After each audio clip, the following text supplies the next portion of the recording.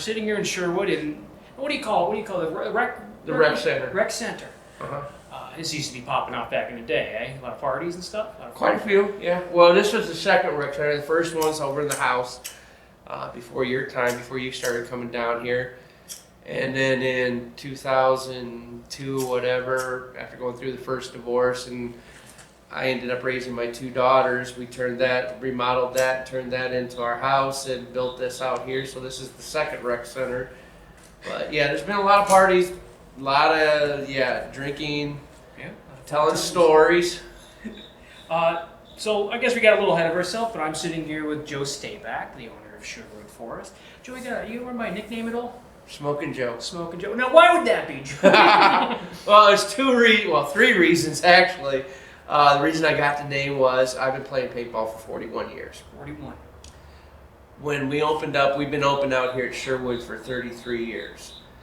My dad and I bought the property in 1990, and at the time money was tight, so we bought used equipment. So everything smoked and burned oil, and that was one of the reasons I smoke cigars all the time. You never see me without a cigar in my mouth. And then on the paintball field, I smoke fools. Of course. So it's a triple threat reason. Actually this time instead of finishing with it, I started with it for the field tour, monument to your father. I think it's a very sweet sentiment. When I went to him, like I said, I've been playing for 41 years. Paintball's 42 years old. So I'm one of the 1%ers or whatever they call it. I think Bill Bailey started that with the museum, the 1%ers that still actually play. And I get as much trigger time in as I can. But my love is building something that everybody would want to play. And you've been to enough games out here to where you hear my speech.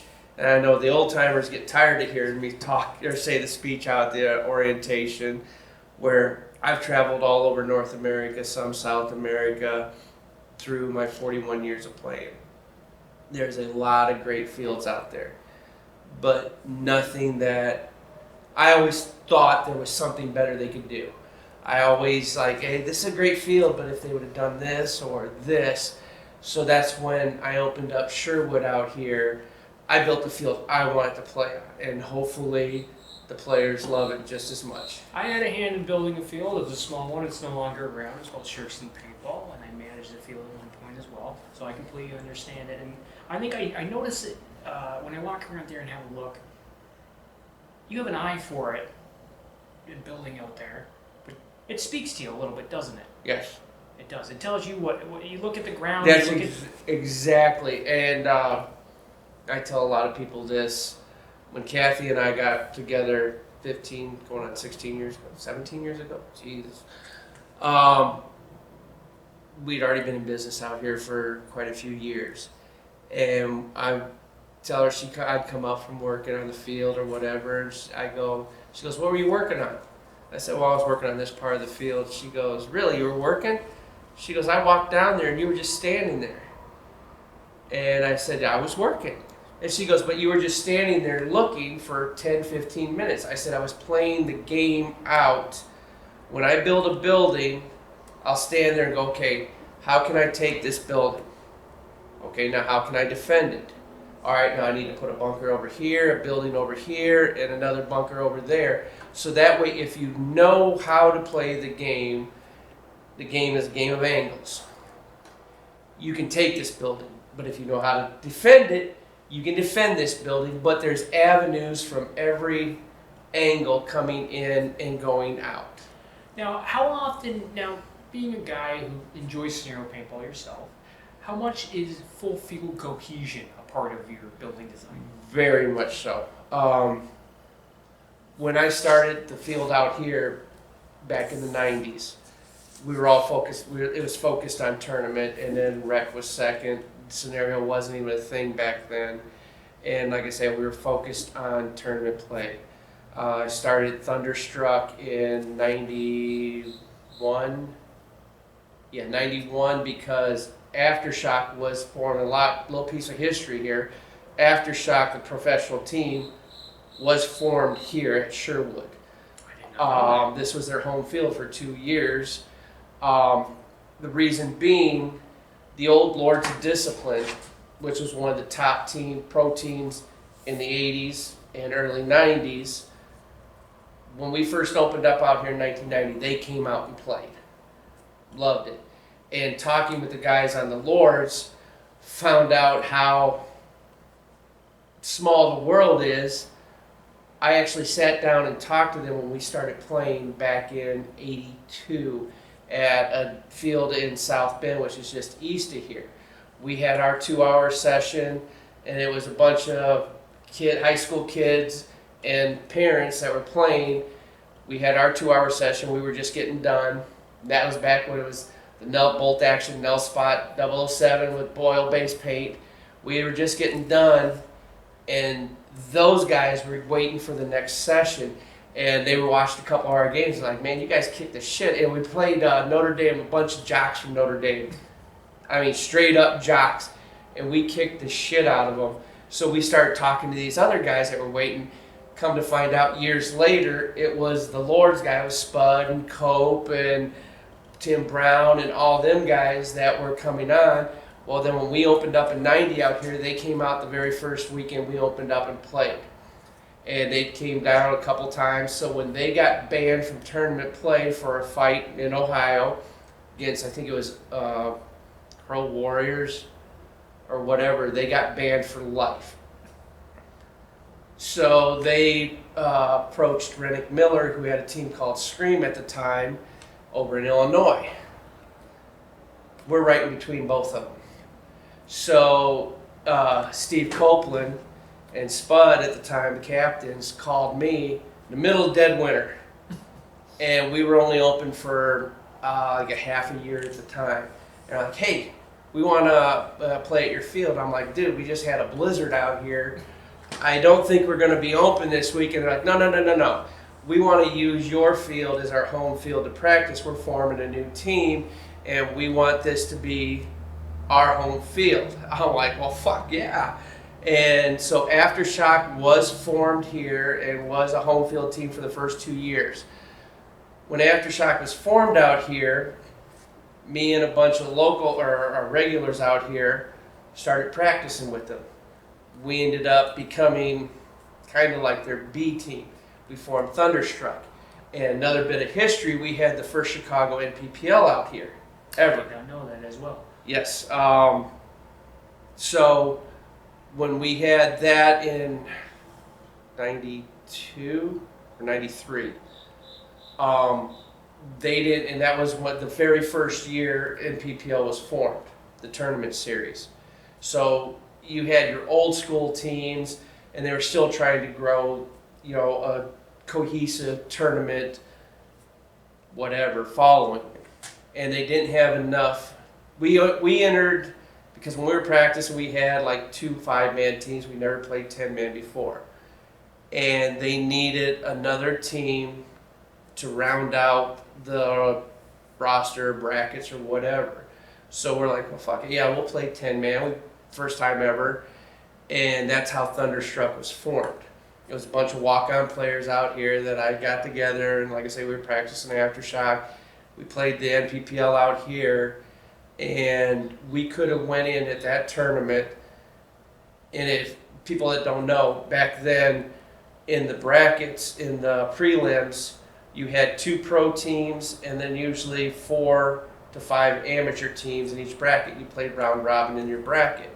So you always had amateur teams playing pro teams. Well, you got to step up that way. Right, exactly. It was steel great. sharpens steel on that one. Exactly. You never get any better unless you play somebody better. We could have went in that first tournament, 2nd seed in the pro division if we wanted to turn pro. We're like, well, fuck yeah. So that's how Thunderstruck was formed, and we never looked back.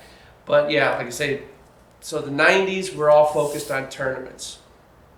97, well, we had the NAPSA Nationals out here, which is North American Amateur Paintball Sports Association. We played it. It was originally started, the first national championship was Hell Survivors. We went up there. We ended up taking 3rd. We got fucked over by the home teams. I told the producer at the time, Mike Bocher, I said, if you want to grow this tournament series, I said, you can't keep it here because the field owner and the home field teams fucked everybody else over. It's good. They're going to kill it. I said, you need to come to my field. I will show you how to run a tournament. We had It's often the politics that do this. Yes. So, yes. Exactly. And there's plenty of that. There still is. There's in the everything. Business scenario right down the tournament. We can sit here and talk for weeks now, out of it. There's a part of that you really lit up, actually. And as a stock class player myself, sometimes I really enjoy stock class player. Do you miss playing with the Nels? Playing? There's a part of you that missed that a little bit. The old days, the stalking part, yes. And that was when Aftershock was out here. I was still playing with a Pro Star pump gun. And they were sponsored by PMI at the time, which just came out with the F1 Illustrator. So they had semi-autos. And I was taking them out with the pump gun. And they're like, I started with a pump gun as well, so you gotta get some of those skills. Until this day, though, I still love going out to a stock class event, getting a taste of that. You use that cover that nobody uses, and you don't throw your first shot. And yeah. Another thing, that's why I made my team Thunderstruck to do the '90s. We would practice with pump guns. I would make them practice with pump guns, and they're like, "Well, why do we gotta use pump?" I'm like, "Because you got a semi-auto, you got a cocker, you got an automatic. You're throwing the first 2 or 3 shots. You're not making them count because semi-auto, rate of fire back then we thought was unbelievable, but compared to now it's nothing. So you're always throwing your first 2 or 3 shots and you're snap shooting. So I would make them practice with pump guns because you always made your first shot count because you never had a second shot. Now, what was your first scenario experience? That is so funny because during the 90s with Thunderstruck, we won national championships, multiple here in the States. We went to your country, Canada, and we won '97. We won the Wasaga Beach 5-man. Still there. Yep. Yes, they are. Different field, different location. They moved to location. It's actually new. The new location is actually quite iconic for Canadian paintball. That's what I heard. Yes, it's very hilly, but yes. it's very iconic. So was the old one. But like I say, we won multiple national championships with Thunderstruck. Where was I going with this? First scenario experience. So I ended up rebuilding Thunderstruck 3 different times and took all 3 of them to national championships.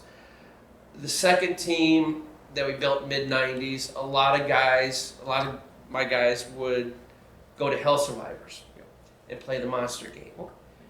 And they're like, you got to come up. It's so much fun. I'm like, no. I said, I don't want to. I said, why would you want to go shoot up rec players? There's not a challenge there. So the whole 90s, I'm like, nope, ain't going to do it.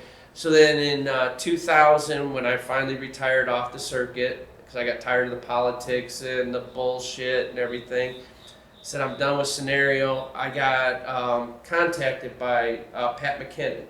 Okay, for Pac-Man. Pac-Man, as everybody knows him, MXS. And he's like, look, we're starting up this scenario. And I'm like, okay, whatever. He goes, well, we're looking for a field in the Midwest. And everybody said, you got a great field back then. And I'm like, okay, whatever. I really don't know about scenario. And he goes, well, it's role-playing. And when he said role-playing... Dungeons and Dragons. Exactly. I've been playing Dungeons and Dragons since it started as... I'm a 2nd edition guy myself, actually. I was up to now 5th, and I still run a weekly game. I started chainmail. Did you really? Yes. Holy shit. So that You're dating yourself now. Yeah, I'm dating myself on everything here. So yeah, I've been playing a lot since the beginning of everything. Role-playing, paintball...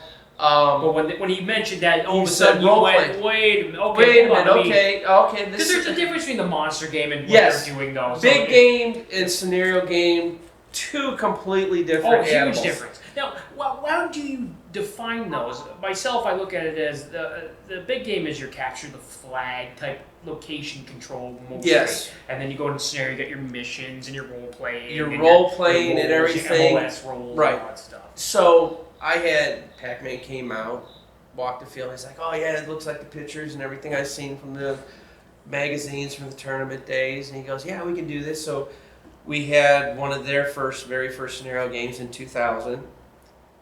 And I played it. And I'm like, I come off the field and I'm like, holy shit, this is what I remember when I first started playing paintball. I had the bug again. I'm like, this is great. And then as their games progressed and I started role playing and playing third factions, and I just fell in love with it. So that's when I started rebuilding Sherwood. Because in the 90s I was focused on the Woods Ball tournament fields. Yeah, we had the old castle, we had the old building. Typical paintball field. I was using pallets, scrap lumber. It was still pretty cool for back then, but it wasn't what I wanted as far as for scenario games. So in 2000, when we started doing the scenario games, I always had a vision, and I'll go back to it. I'm meandering around a little bit here for you. You do all you want. But the reason Sherwood is called Sherwood is because when we opened up in 1990, people really didn't know what paintball was. The first time I walked this property before we bought it, I knew where I wanted to put everything. I could just, and that was walking down Deer Pass and crawling through shit because it was so thick out here. And it's like, fuck yeah, that's where the castle's going to go. This is where this is where the stage here is going to go. I had it envisioned in my head already. I had the same moment when they opened when they opened Sherkston. I had that moment because I was put in charge. They built one little field on this small property, and I walked out and I said, "That's the area for the castle that would end up being there, and this is what you got to do over here, and this is how you have to revamp all this." So I understand completely that vision that you have, and you can see it out there when I walk out there. I called it because Sherwood. Coming, of course, from Robin Hood. Right. Coming right out of the storybook. You almost get that storybook feeling of picture of what you're looking at. Yes. Like just this perfect shot of coming around this bend, and I go, wow. But that's why I went with Sherwood, because, like I say, people didn't know what paintball was in the 90s still. Even though it had been around for 8 years. Survival game. Right. It was all paramilitary, militias, this and that. All your fields back then were, Satcon Village, obviously. It was all military themed, and people looked down on it. So I wanted to get as far away from the military theme as possible. So I went with one of my childhood heroes, Robin Hood, and I went with a medieval theme coming from Dungeons and Dragons. Yep. So, like I tell everybody, when you're walking the field, it's like you're walking a medieval countryside. You walk down through the city, then you go through the city, you come around a path, there's another little village, or there's the keep over here, or there's a dark tower over here. It's like you're walking through a 1/4 scale medieval countryside. So, now you've mentioned this before openly. Kathy isn't a fan of scenario players in general. Yes and no. Kathy is. If it wasn't for Kathy, I wouldn't be where we are now. She was the missing piece for out here. She is business. Behind any great man. Exactly. She is the business-minded, running the everything, which allows me to be out here building stuff for everybody to play on. And so, yeah, Kathy is the force behind Sherwood. If it wasn't for her, this wouldn't be what it is, or if it would even be here still. Now, is that the secret to getting a beautiful wife? Is having a paintball field, a successful paintball field? Right. Yeah. No. So you've the role play and all this. What you pin it down? What you love about scenario? The storyline, making it your own. There's been so many games where I wasn't even one of the main characters, where I just took, and that's what a lot of players nowadays don't know. Back in the beginning, everybody had a player card. With the story. I do that in my games. I write them up and I go, right, you have a personal backstory, and it's up to you whether you want to play it up or not. And there's been so many games where I didn't have a main character. I just took that player card and I ran with it and changed the whole course of the game, the whole story. And that comes from my D&D background, playing that type of stuff, to where I would spin this character, well, I'm so-and-so or whatever. I was just, one of them, one that sticks out in my mind is, it was about King Arthur and the Holy Grail, this or that or whatever. and I was a Kingsman or a guard or something in the army, and I ended up finding the Spear of Destiny. Really? The Spirit, Longinus. So I went to, and this is going to date it too, Twilight Zone from Michigan was their team. One of their guys was the general. So their team was the King's Guard and the King's Champion in this. And I was playing for them. And I'm like, look, I want to be the King's Champion. Your guy sucks. Yeah. I'm your man. I want to do this. I got something for you if you'll promote me to that rank. And I'll win this war for you. And I think it was Stephen Hipkiss was with the commander. And he's like, no, I can't do that to my own teammate. Nope. I'm like, all right. So I went over and I called a truce with one of the other team's players. I'm like, hey, Dragon Man was the general on the other side. I said, I want a meeting with your general. So under banner of truce, I said, I got something that he might be interested in. So Dragon Man came out and he's like, yo, Leary, meeting me. And I'm like, look, I'm fed up with my king's an ass. Fuck him. He's fucked everybody over, this and that. I said, I got something you're looking for, supposedly. You make me your champion, and it's yours. And he goes, well, what might you have? And I opened up his chest and showed it. He's like, you are my new king's champion. So I took a no-name character and made him a king's champion. And made him a king's champion and won the war for the other side that I was playing on and turned over. That's that spirit of the game. I like that. What do you hate about scenario paintball? Where it's going. Not so much here, because we're trying to get back to the old school with technology now.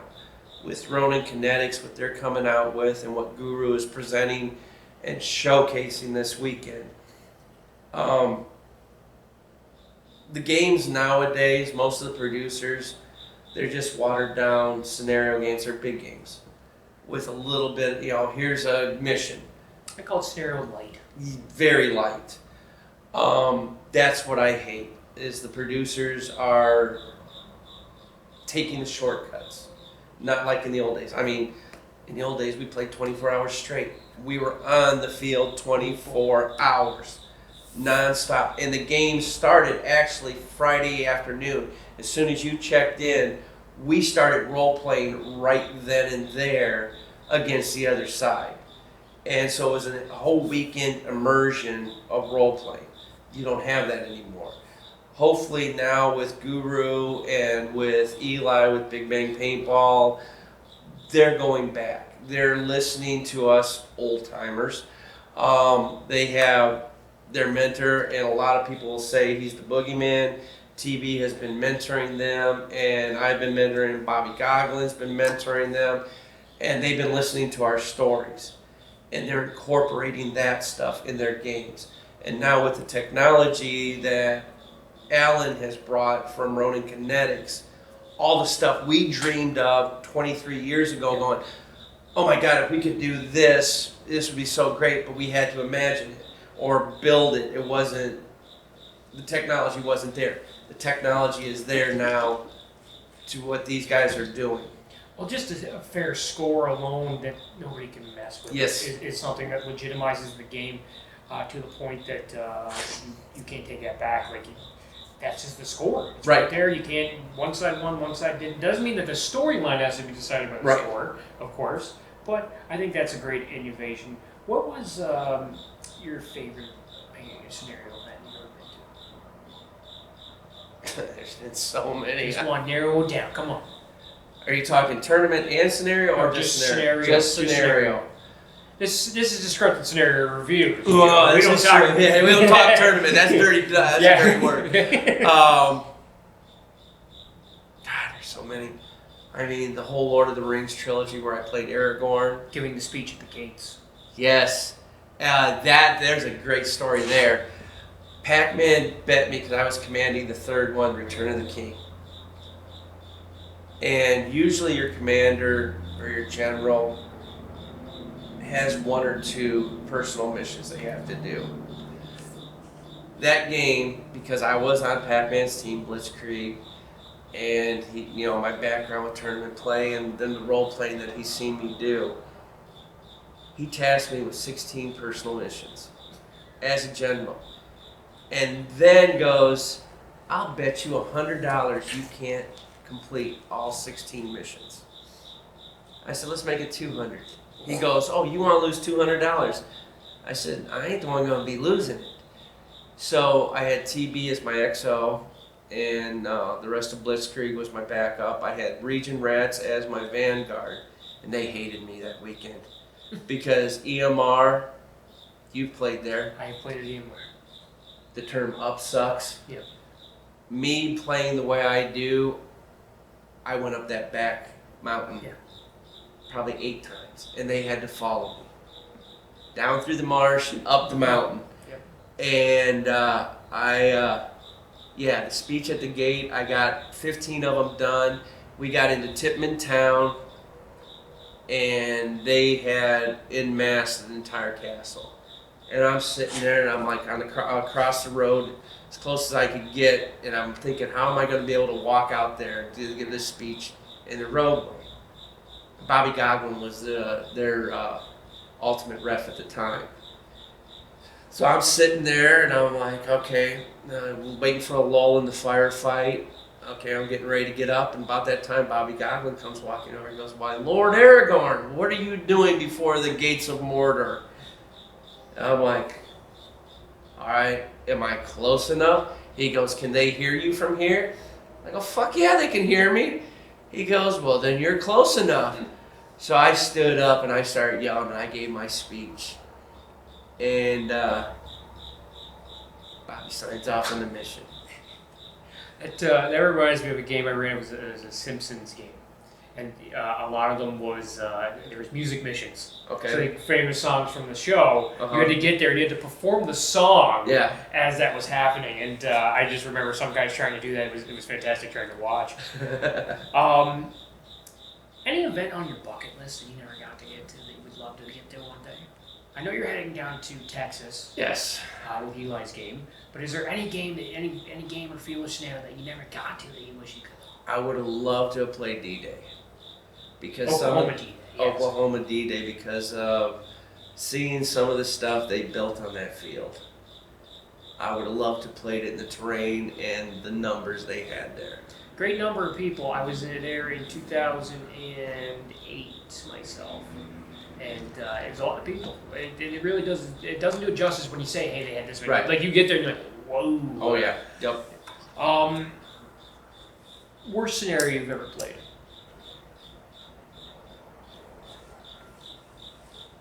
I don't think there was one, because, like we touched on before, even if the storyline sucked, I made it fun for what I wanted. And fun for the other players. So even if the game producer wasn't doing, I spiced it up what I wanted to do. Well, I guess that actually comes into a question I did have for people to really maybe understand it. How much is it your responsibility as the player to have other people having fun? Oh, that. Yeah, that goes back. Yeah, there was a saying back in the day, make sure the other player is having just as much fun as you are. And I was on the side it's not up to me for the other player to have fun. Yeah. I'm having fun. Yeah. They can join in with me and have fun, but quite frankly, how do you make somebody... There's people who show up to you and go, nothing would make them have fun. Yeah, exactly. Yeah, no matter, even if they won, they're not having fun. They're just not having fun. Yep. Favorite marker? Gotta go with autococker, my mini cockers from back in the tourney days. And actually right now, I had our 30th anniversary, I contacted Simon Stevens from Inception Designs, and I've known him since he started in paintball too.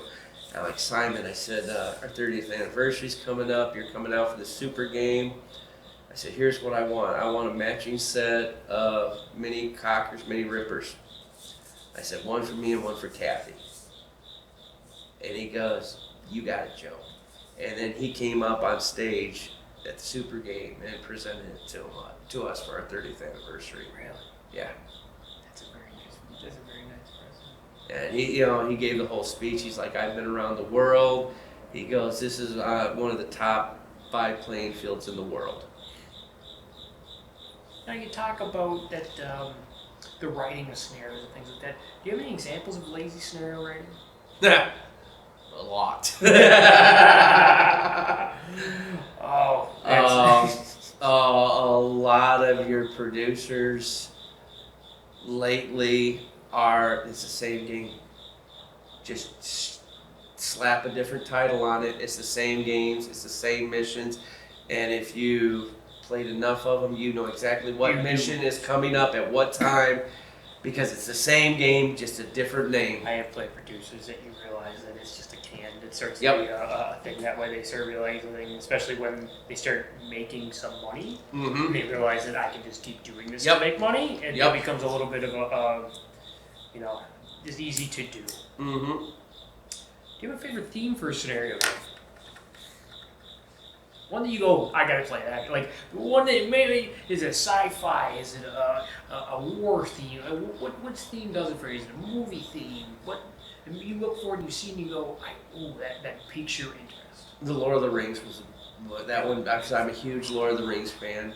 I've got tons of replicas in the man cave. Oh, do you? I'll have to take you All into the swords and all the that stuff? swords, helms, everything. Oh, the helms! Oh yeah, I'll take you in there tomorrow and show you. Yeah, Lord of the Rings, Robin Hood. The Shatner games were fun. I was the only 3-time undefeated commander in the Shatner games. I played all 3 as the first 2 as one of Shatner's Magnificent 7, the commander. And then the 3rd year, Tom Kay got tired of getting beat by Shatner. So he ended up buying Blitzkrieg out. And we switched sides. Moving. We got a guy moving up to here. We got 4 guys back here on the break, laning. We got 8-on-8 battle here in a speedball field. This is different than what we've been doing in the woods. We have just little bunkers here that we're working with. You got to hide very tight behind the bunkers. You got to peek out and shoot. Hope you don't get shot. So it's going to go down pretty quickly. There's 8-on-8. It shouldn't last more than just a few minutes. There'll be lots of paint thrown in a few minutes, so it'll be much different than what you've been seeing up till now. All right, guys, bring it in. Hey, guys, bring it in. Okay. You right behind me? Everybody, bring it in. Take off. Okay. All right, guys, we walked this hard for an hour and a half yesterday. You guys know your roles. We told you guys what to do. Yep. This is a do or die. It's a 100-point mission. Oh, geez. Yes, it's a big one. So we need it. Go by the numbers. Nothing stupid, nothing heroic. Just take it by the numbers, cut the angles, do the sweet spots. You guys know the roles. All right. Yep. Even though we just hooked up now, this is it. All right, we can put it in here on 3 team. 1, 2, 3. Hey! And beat the hell out of Shatner the 3rd year. I think that because you probably have seen it, they titled it as Splat Attack, the DVD. Yes. You probably have noticed some. Yeah, no, 100%. But you probably noticed some identical stuff in between. It's a big inspiration for me. I had picked it up randomly. I found it in a bargain bin in Canada in a store that no longer exists. It's called Zeller's. It was the national chain, and it no longer exists. And I happened upon it, and this is when I was starting in that area. Right, I was a younger man, and I watched that, and I went, "Oh wow!" And just to see the history in that moment is fantastic. That was fun. Those were fun games. But you make a mention of this. What are some of your other hobbies or interests outside of paintball? We've touched on Dungeons and Dragons. Am I correct when I say that? Are you a Civil War buff? No. No, why am I thinking that? Nope, it wasn't me. Oh, I must be thinking of somebody else then. Nope. Not a Civil War buff. Like I say, Dungeons and Dragons. I started playing before it was Dungeons and Dragons. So I have all the 1st edition, 2nd edition, some 3rd, and then 4th and 5th. Nope. 5th actually goes back to its roots. It's actually pretty okay. Is it? Yes, it's pretty okay. That's what we run. That's because you can't get anyone to play 4th. To everybody nowadays, that goes whack. Who do you consider a role model or a hero in the game, in the scenario? No, talked about him a little bit already. Bobby Goglin, Darkman, from his days. Wayne Dalek, obviously the godfather of scenario. He literally is on the bucket list of the people that I would love to interview. I've never He's been to amazing. Wayne He's on cool the as panel. hell. That's what I've always been told. TV just told me several times how much that I would really enjoy talking to him. And someone just to pick his brain on some of the events. Oh yeah. That he has put on is you hear some of the feedback on some of them and what happened at them. Yeah. And I'm hoping to catch actually Bobby tomorrow for an interview because and I'm gonna ask you this question next, but one of the scenarios I've always been interested in is Mansfield, the Reformatory. If you could travel back in time and play any event, what event would you play?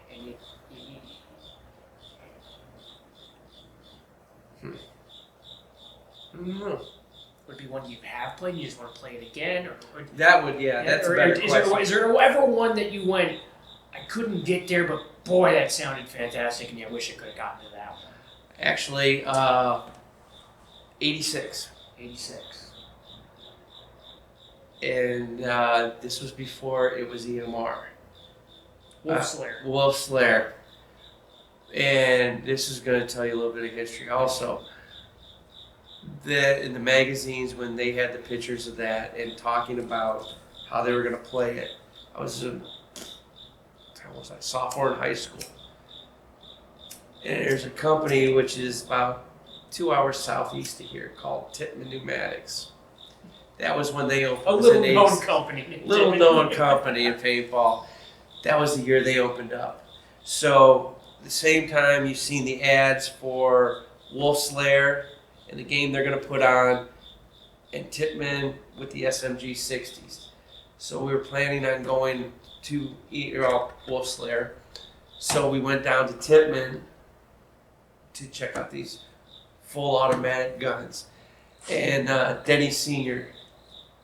gave me and my brother a tour of the facilities. Went through, broke down everything, showed us how the guns work. And that was my first distributorship I bought, or dealership I bought, was Tittman Pneumatics right then and there. And I started selling Tittman guns. And we never did make it to Wolf Slayer. Many years later, made it to EMR. And but yeah, that would have probably changed. I wouldn't have got into tournament play as much. If I would have played that, I'd probably focus more on scenarios because it was basically based on a walking scenario. You walked in and you got your fired. You got a pass where they punch your back. You're off the bus. They're yelling at you. They're putting you right through the camp and all that stuff. One day I might have to go over the history of Wolf Slayer in more depth, but I think I might have to go to EMR and do it from the museum that's there, so I can get a lot of those photos and things. Right. Has the game taught you anything about life? Loyalty. Team loyalty. Friendships. I got brothers that I would do anything. I'd do anything for them. So yeah. What advice would you give to someone trying to? And this is a two-part question. They're kind of a little different. I'll word it the proper way. But what advice would you give to someone who's looking to start scenario play?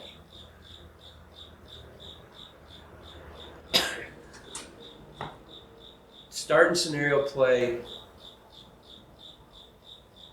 Don't look at it as rec play. Go in looking at it as you're a character in a story.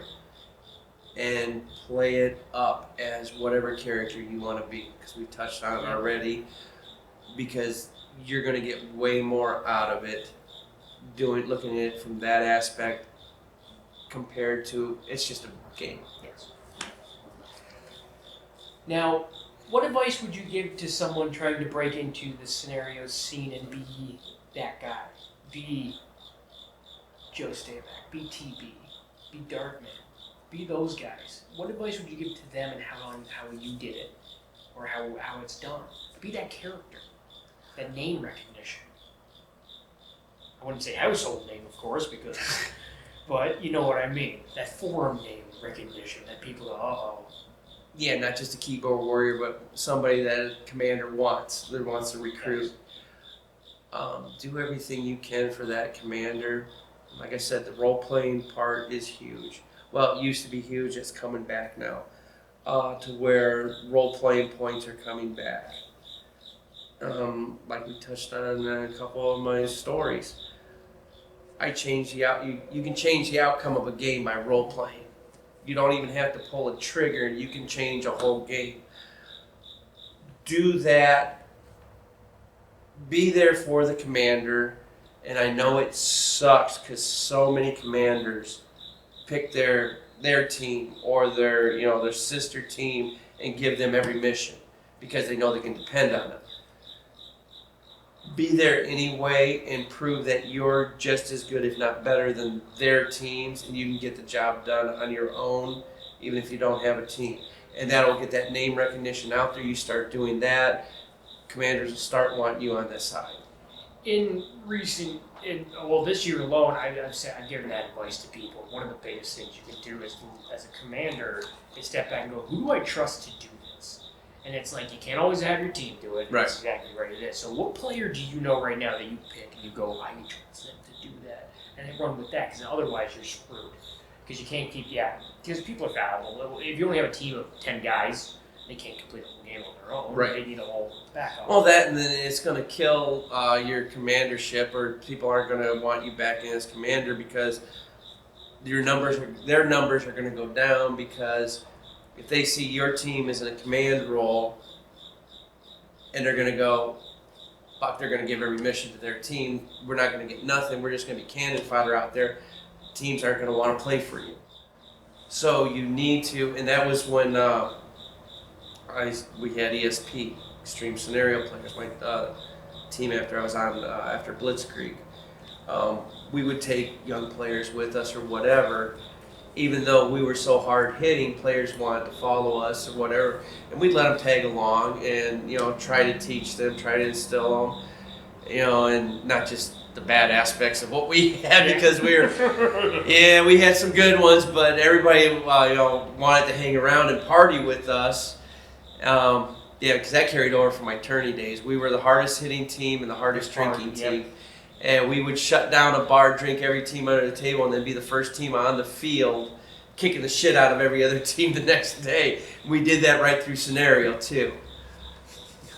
No, I more than once, ironically enough, there was a game I was at that I didn't stop drinking. It was Thursday night, we got on like a bus, and you were at this game, actually. Okay. It was one of the Legends. Okay. And you got on stage at the end. It was, I believe, was it your nephew or Josh? And he had gotten team tape from the other team. Oh, no, that was, yes, that was, it was at Challenge Park, or CPX. Yep.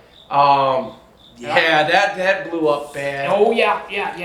But we cleared it with everybody, and then we got stabbed in the back by Viper on that one, because my nephew, he found a player badge. Yeah. You lose your player badge. That's on you. That's on you. you. And in the old days, if you found another team's player badge, the other side's. Especially if they haven't written their number in. Exactly. You just write it in yourself. So my nephew found a player badge for the other team. And he comes to me and he's like, hey, I found this. Should I go take it up to Viper? Or, well, fuck no, we ain't taking it to Viper. I said, so we had our base rep, which was the Discipline Lords at the time. So Michelle was our base rep. I go, Michelle. He said, we're still using the GSRP. We find a player's card. We can use that to try and get taped up. She goes, yeah, as long as you don't insert on their side. Yeah, insert on your own side, walk across the field. I'm like, okay, call Cliff, who was the head ref at the time. I go, get him on. So I asked Cliff the same thing. He's like, yeah, we're using the standard rules. That's allowable as long as you don't insert over there. I'm like, okay, call Viper and verify we can do this before we do something. And Viper goes, yeah. And he was the producer at the game. Yep. So Josh got through the field, waited for their insertion to come walking in, and just mingled in with them and went in. I go, hey, I lost my armband tape. Here's my card. they taped him up. So over 3/4 of the game, he was on their side giving us intel. So at the end of the game, we ended up winning MVT. Go to call up on stage, and Josh's like, "Oh, I need to take this armband down." No. I'm like, "Oh no," because that was when Mike Phillips. Yep. He was on the other side, and he was an ass, in my opinion, still is. His team was sitting down in the front row, and we walk up, and I got the microphone, and I'm going through thanking everybody, thanking our sponsors, and I'm watching him out of the corner of my eye, and I'm seeing the wheels slowly turning out what's going on that stage pea and brain. And I'm like, yeah. I said, also I want to thank the other side. I said, I see a couple of you down there noticed that one of my players has taped up your color. I want to thank you guys for taping him up for us and giving us all your intel. It's an hour and 15-minute drive from CPX back to here to Sherwood. By the time I got back here, it had blown up all over the internet already that we cheated, and Mike was blowing it up, pissed off, and we should call on Viper going, you need to ban them and this. So I call Viper, and I'm like, Viper, you better squash this right now because you authorized this. You said it was okay to do this. He threw us under the bus. That was the last time we played a Viper game. He goes, well, he brings 100 players to every game. You guys only bring a handful. I'm like, all right, that's how you want to play it? We're done. Similarly, I understand how that works with how it blows up on the internet, because there was a few years later, halfway through the event, a Canadian influencer, or East at the time, was Kaz. It was him and Necro were supposed to command. And everybody was like, Kaz is Canadian, we gotta go down and support him. I went, because I didn't really think he had the proper credentials or know-how to be commanding a Living Legends event. And halfway, it just kind of fell down. And I ended up in the shack trying my best to salvage everything I could. Right. And by the end of the game, it was a shit fest with how everybody was pissed off on the internet. And I'm driving home going, scrolling through this going, this is ridiculous already. So I completely understand how that, just a passive-aggressive shit starts and it just never ends. And it just, the politics of that, and it does kill the game for people, especially if you're not long in the game, or to understand that. New players see that and they go, what the fuck is this? Right.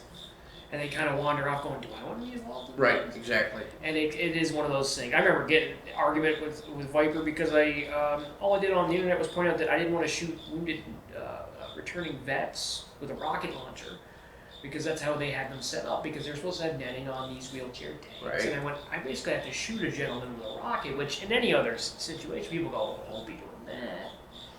And he's like, well, how dare you try not to have these vets? I'm like, that's not what I'm saying. Right, exactly. I'm just saying, could you make a zone around the tank or something, so I don't have to try and point, it's just, these rockets spiral, I can end up under his mask. There's a whole thing going on here. Mm-hmm. So I do understand how that starts to get affected in that way. So which paintball personalities do you like? People or personalities? The personalities of these E-celebs. And is there any of them that you go, okay, they're not, Nope. Well, you always touched on Mike, so the next one is obviously the reverse of this question on who you hate. So there's obviously Mike. Is there any other ones that you just go, what the fuck am I watching? Any E-celeb. Yeah. They haven't proven themselves. No. No. Nope. And TB's the one that coined the term E-celeb. Yes. And now they wear that term or that name with a badge of pride. And it's like, you idiots. This was a cut down. Yeah. And you're wearing that like a badge of pride. This shows you how insignificant and stupid you are. I don't even understand. Yep, you don't even understand we're insulting you. Do you get a bump for that when it comes to promoting the field in these events? Like, do you think you get a bump at least from them existing? No. Or, like, do people get eyes on the game more than they would have at all? I will never, and I've told multiple E-celebs this that wanted to come here. And I told them, I said, I'll never pay a player to play at my field. I don't care who you think you are. You're a nobody to me. I don't care how many followers you have. I will never pay you a dime. You want to play my field? You come like everybody else. You pay the price just like everybody else. You're nothing to me. I don't owe you anything. No. Well, it's the same question I obviously get with doing some of these reviews and things. Some people go, well, you get something out of it. I go, no. No, you don't get nothing out of it. I said, I don't want anything out of it, though. And they kind of look at you a little funny, and I go, I want the right to say what I want. Right. I don't want to be bought into a corner or paid to behave a certain way. If Eclipse showed up tomorrow, I was like, here's everything you ever wanted. It's going to come with a caveat that I do not want to pay. I don't want to be involved in that. Mm-hmm. I want to be able to speak freely and have my opinion. I don't want to be taken by the short and curlies on what they want. Favorite cigar?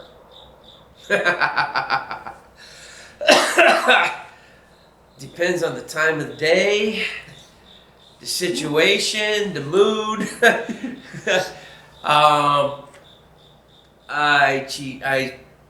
My work cigars are cheap ass cigars. They're flavored. I always have one in my mouth. I love Tatianos, the vanilla flavored Tatianos. I do love a good Cuban. And Master Chief Andrew Sedera. There's a funny story with this one. Yeah, through the years he gets stationed down in Gitmo. Yeah. I get a care package from him. Open it up and it's a brick of Cubans. And there's a receipt in it. And I'm like, okay, why did he send me the receipt? And I didn't know he was at Gitmo at the time, stationed down there. And he grew up out here. Him and all his brothers grew up out here. I watched them grow up. And he sent me this. And the receipt, I'm looking at the receipt and I'm like, holy fuck, this is from Gitmo. It's a brick of Cubans. I call him, I'm like, dude, fucking A, thank you. I go, and the fucking receipt was phenomenal. I said, I've shown it to multiple people and they're like, holy shit, this wasn't good. He goes, I accidentally left the receipt in there. He goes, I wasn't supposed to do that. I go, no, this is cool as hell. So every time he gets stationed down there, he sends me another brick of Cubans. And then, this was 4 years ago, he comes up for the game. And he's like, okay, Joe, he goes, I got something for you. I go, Cubans? Great. I'm just about out. Great. I'm loving it. He goes, well, I got those for you too. But he goes, here. And he hands me this Marine.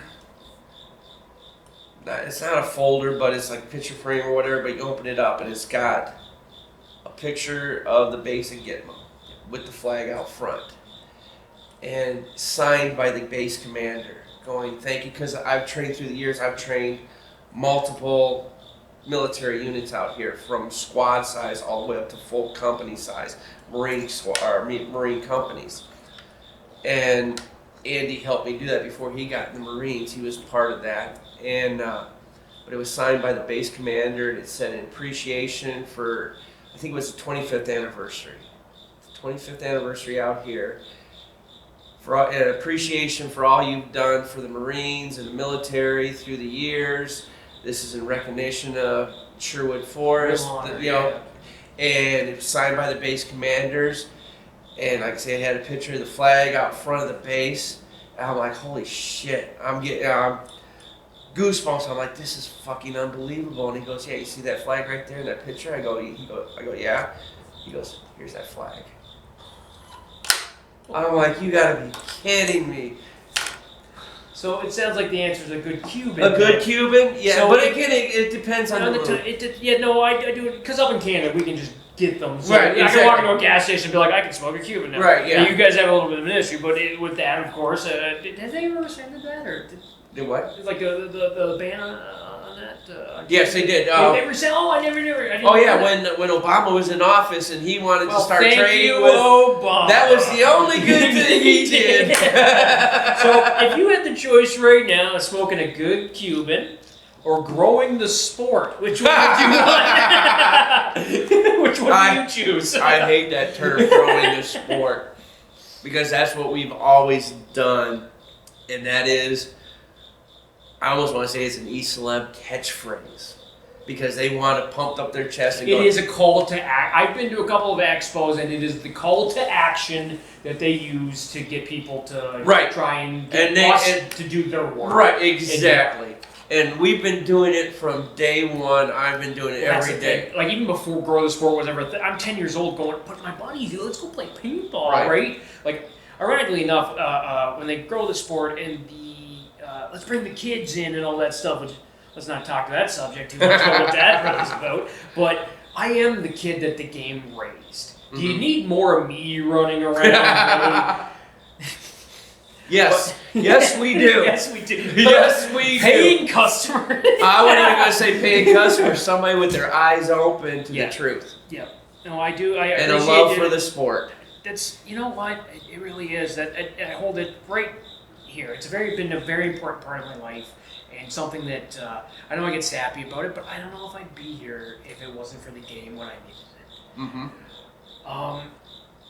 That being said, are you playing tomorrow? Are you playing this weekend? You gonna try and get out? I'm going to try getting out. I always try getting out there, but it just depends on. Well, you got a lot to Yes. handle, and now let's say you get out and you play, and this weekend is the last time you ever get to play paintball.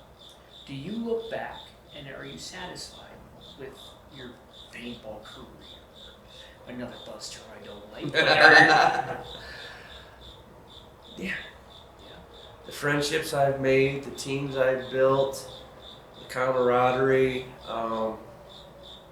the awards and the championships are second nature to the friendships I've made. And I consider you one as well. Wow. As I said this, I don't know, did I ever talk to you directly about it? When Alan and TV had talked to me about doing the pirate game, and they wanted to scale it back and do the mini captains to just 2. Right. And that was a big. I had to step back for a moment because reading magazines back in the day, seeing all the forums and all that stuff, you guys, like your name was toted, all these other ones, and now TB is selecting me to be a commander to command against Joe at Sherwood. 13-year-old me was fucking excited. I was fangirling out, like I wouldn't have been able to be seen in that moment. I'd be like, I'm gonna go over here and close the door so I can just kind of squeal like a little girl. That was an honor. I really wasn't. COVID Squashed that. Yeah, squashed that heavily, and it hurt not to be able to do that game because that really was going to be something else in my. It would be the feather in my cap that if I ever look back, I'd go, I got to do that. Well, that's a question I have for you, Joe. When do I get my pirate ship? Your pirate ship? When do I get my pirate ship, Joe? Everybody keeps asking that. The harbor's being built. The harbor's fantastic as a design. You saw me out there earlier getting footage. Just the scope of it and the idea. I've never seen anything like that on a paintball field in the first place. Right in the middle of the pond. Now you say that you had to pump that. You could pump that out. Yeah. So you had to pump it all out and then go in and play it all. And, once it dries out. This is the first year that I haven't kept it pump out because I have so much other stuff I've been working on. But usually I keep that pump dry so I can get down in there with the equipment and move it around or move stuff around and build it because I still got more stuff I want to do on around the harbor. And the reason the pirate ships, I got the mast, I got the 50-foot telephone poles for the mast. So you're gonna lay them in and then work on the design. Oh my gosh. But yeah, it's the pirate ships. For those of you that don't know what we're talking about, just to the east. This is just between us now. Dude. Yeah. Forget that. What was the purpose of this? Well, you've seen the maps and the pictures up there. But the masts, like I say, I've had those probably for 6 years. But it was the lumber prices. Because everybody is insane. Everybody is like, well, are you going to build the ships out of railroad ties like you build it? I'm like, fuck no, I ain't going to build them out of railroad ties. I think that would be a hell of a thing, though. It would look fantastic. Yeah, but I'm going to build it out of pressure-treated deck boards. Yeah.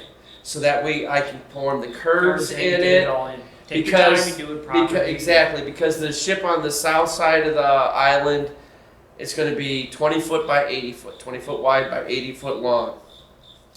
You're going to have your lower hold, your main deck, and then your fore and aft castles. 3 masted. It's going to be a replica of the Black Pearl.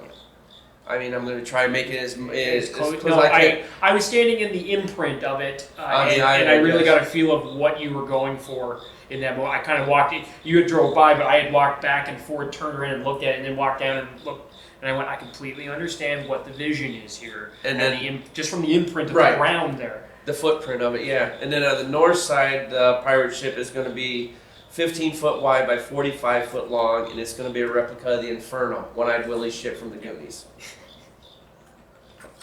There's a reference for some kids out there. Have you now? Is that hill going to stay there? That the big hill on the north Yep. side, yeah. Have you thought about one thing? Because I'm standing there thinking about it. Lighthouse.